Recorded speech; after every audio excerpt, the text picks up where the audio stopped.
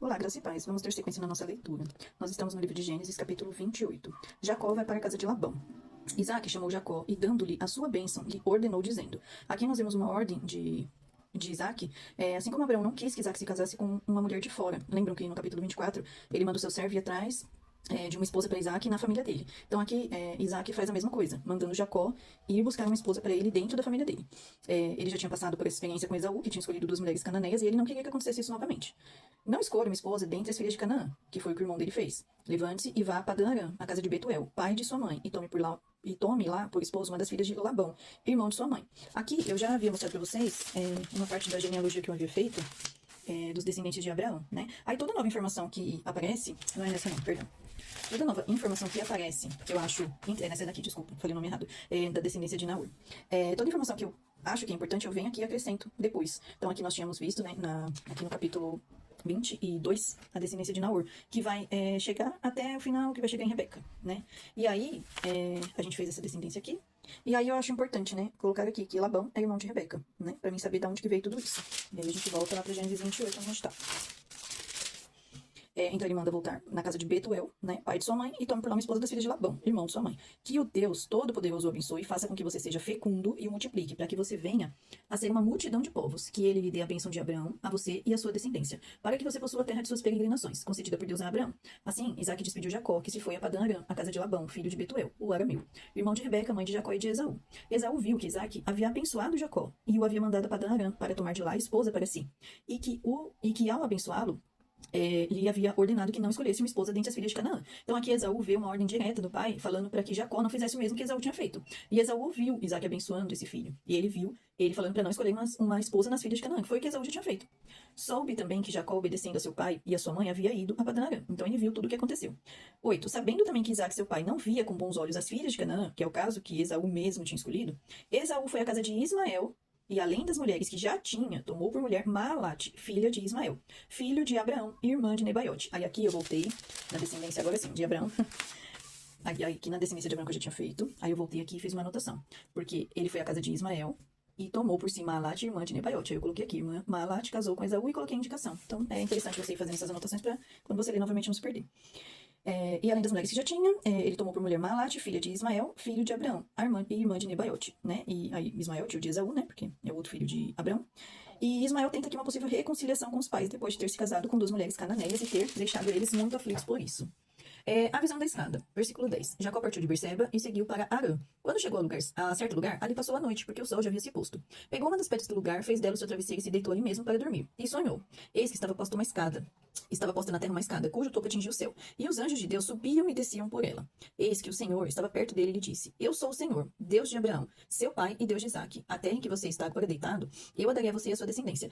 Nós vamos ver aqui várias vezes a Bíblia repetir isso. Deus de Abraão, seu pai. Jacó não era filho diretamente de Abraão, ele era filho de Isaque. Porém, na Bíblia sempre fala, sempre vai ter essa indicação, seu pai, que quer dizer que é da linhagem dele, né? Se você olhar na linhagem, você vai ver que é filho. Muitas vezes, em muitas partes vai estar escrito filho de Davi. E não era filho direto de Davi, era filho da linhagem de Davi. Então aqui é a mesma coisa. Deus de Abraão, seu pai, ele não era filho de Abraão, ele era filho de Isaque, mas é da linhagem de Abraão, porque ele era filho de Isaque, que era filho de Abraão. Até em que você está agora deitado, eu darei a você a sua descendência. Essa é a promessa que Deus já tinha feito a Abraão, né? A sua descendência será como pó da terra, você se estenderá para o oeste, para o leste, para o norte e para o sul. Em você e na sua descendência serão benditas todas as famílias da terra. Eis que eu estou com você e o guardarei por onde quer que você for. Farei com que você volte para essa terra, porque não o abandonarei, até que eu cumpra aquilo que lhe prometi. Quando Jacó despertou do sono, disse: Na verdade, o Senhor está neste lugar e eu não o sabia. E temendo, disse: Quão temível é esse lugar? É a casa de Deus, a porta dos céus. A coluna de Betel. Na manhã seguinte, Jacó levantou-se de madrugada, pegou a pedra que havia usado como travesseiro e a pôs em pé como coluna. E sobre o topo dela derramou azeite. E ao lugar, cidade que antes se chamava Luz, deu o nome de Betel, que significa casa de Deus. Jacó fez também um voto, dizendo: Se Deus for comigo e me guardar nessa jornada que empreendo, e me der pão para comer, roupa para vestir, de maneira que eu volte em paz para a casa de meu pai, então o Senhor será o meu Deus. E a pedra que pus como coluna será a casa de Deus. E de tudo o que me concederes, certamente te darei o dízimo. E o que é o dízimo, né? O dízimo é a 10ª parte. Então ele está dizendo aqui que tudo que ele tiver, a 10ª parte, né? Uma parte de 10, né? Na verdade, quando se fala 10ª parte, parece que é o final, né? Eu uso tudo e o que sobrar da 10ª parte eu dou. Não é isso.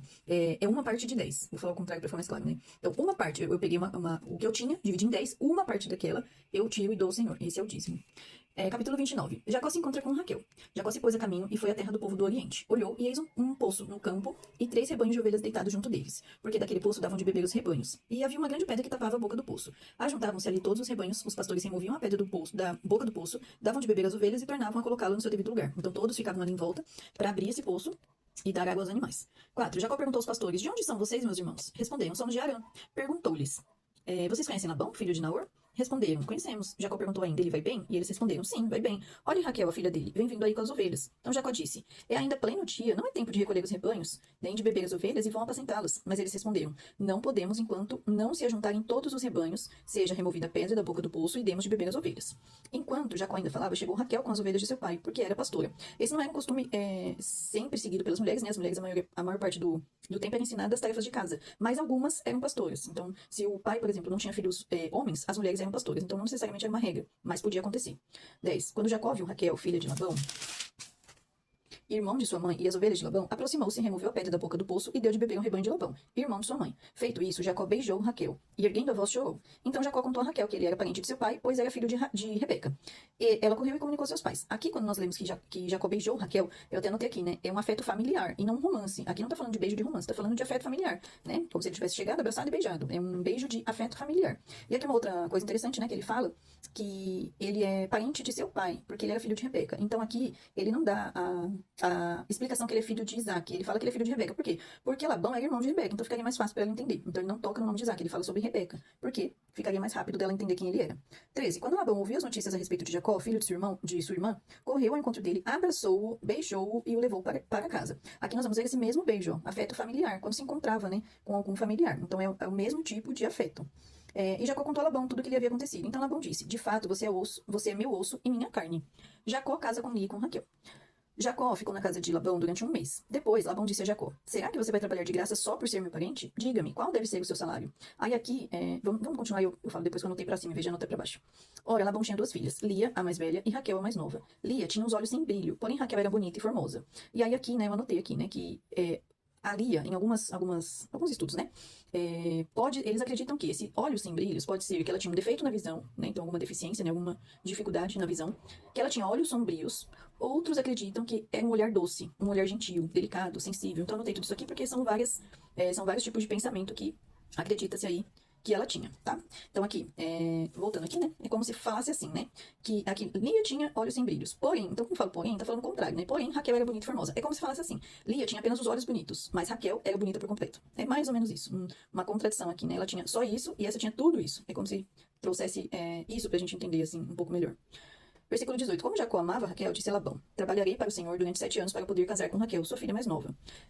Aqui Jacó, ele chega sem bens ou riquezas, e ele oferece seu trabalho como contribuição para o casamento. A família do noivo que contribuía. Então, quando o homem ia se casar com uma mulher aqui, é aquele famoso dote que os pais pagavam. Então, os pais do noivo ajudavam a família a pagar, né, esse casamento. E ele chega aqui sem nada. Então, ele oferece o que ele tem. E o que ele tem? O seu trabalho. Então, ele oferece trabalhar para poder se casar com a sua filha. Porém, aqui, ele se oferece para se casar com a sua filha mais nova, mesmo sabendo que sua filha mais velha ainda não havia se casado. Então, vamos continuando aqui.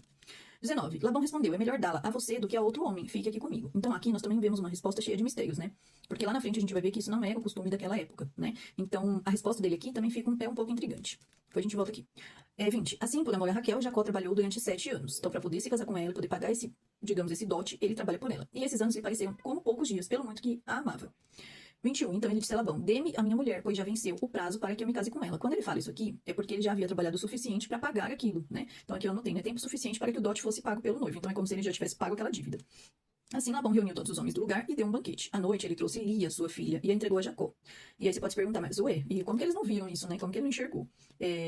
Essa noiva era entregue à noite na sua tenda. E essa noiva, né? Ela usava véu, provavelmente ela estava de véu, e usava roupas para cobrir seu corpo. Então não tinha como ele ver mesmo, porque além de estar de noite, era escuro, e ela foi entregue praticamente tampada, né? Então não tinha como ele ver mesmo. À noite ele trouxe sua filha, entregou a Jacó e eles tiveram relações. 24. Labão tinha dado sua serva Zilpa para que fosse serva de Lia, sua filha.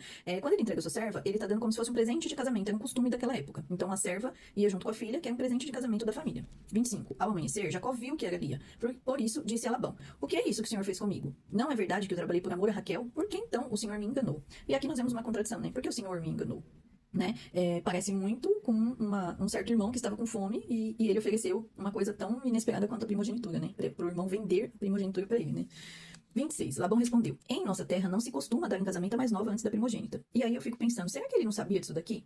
Né? E aí ele fala, o senhor me enganou. Será que o senhor enganou ou ele tentou passar a perna em Labão, tentando casar com a filha mais nova, mesmo sabendo que a mais velha deveria casar primeiro? E aqui, será que Labão não deu uma resposta intencional, já sabendo que daria a filha mais nova, mais velha? Porque é o costume da época, ele não poderia dar a filha mais nova. Então a gente vê aqui um conflito, né, de sinceridade, né, digamos assim. Em nossa terra não se costuma dar primeiro a mais nova antes da primogênita. Complete a semana da festa de casamento. E aqui eu sublinhei a semana, porque as festas de casamento costumavam durar uma semana. Da primogênita, depois daremos a você também a outra, pelo trabalho de mais 7 anos que você ainda me servirá. Então aí ele oferece aqui pra ele, né, como se fosse esse dote, porque ele chegou sem nada. Então ele não tem esse valor pra pagar mais uma esposa que ele vai adquirir aqui, digamos assim, né. Parece que é uma venda de esposas, né, uma coisa muito estranha pra gente ler hoje em dia, né. Pra eles lá era normal, mas pra gente fica estranho. E aí ele pagaria esse dote de mais 7 anos trabalhando por Raquel, né. E é complicado ver isso, né. Mas aqui na semana da festa do casamento, o casamento, ele se concretizava aqui, né, quando eles tinham relações, então concretizava aqui, porém a festa ainda durava uma semana. Era o costume lá daquela época. 28. Jacó fez o que Labão pediu e completou a semana da festa da primogênita. Depois Labão lhe deu por mulher a sua filha Raquel. Labão tinha dado sua serva Bila para que fosse serva de Raquel, sua filha. E aqui ele dá outro presente, que é a Bila como presente de casamento a Raquel, que era o costume da época. E Jacó teve relações também com Raquel. Ele amava Raquel mais do que amava Lia. Em nenhum momento nós vamos ler que Raquel amava Lia, né? Nós não vamos ver isso. E continuou trabalhando para Labão durante mais 7 anos, para que ele pudesse pagar esse dote. Aqui nós vemos Jacó fazendo a mesma coisa que Esaú, praticando a poligamia. Ele teve 2 esposas. E aí aqui eu escrevi, né, que embora aceito pela sociedade, nunca foi aprovado por Deus. Deus não aprovava isso daqui.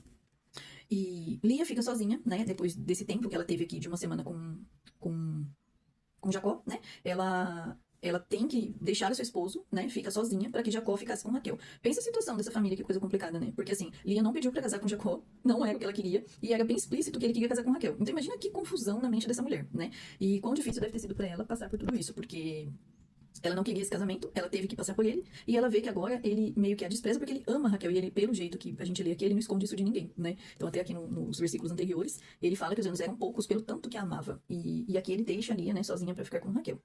Os filhos de Jacó, 31. Quando o Senhor viu que Lia era desprezada, fez com que ela fosse fecunda. Então aqui ela foi imposta ao casamento. Então custou a Jacó amá-la, né? E nós não vamos ver essa relação, né? essa referência que Jacó a amou, né? Então quando o Senhor viu que Lia era desprezada, fez com que ela fosse fecunda, que ela tivesse filhos, né? Ao passo que Raquel era estéril. Assim, Lia ficou grávida e deu à luz a um filho. Foi ela que começou os filhos, né, que futuramente se tornariam as 12 tribos de Israel.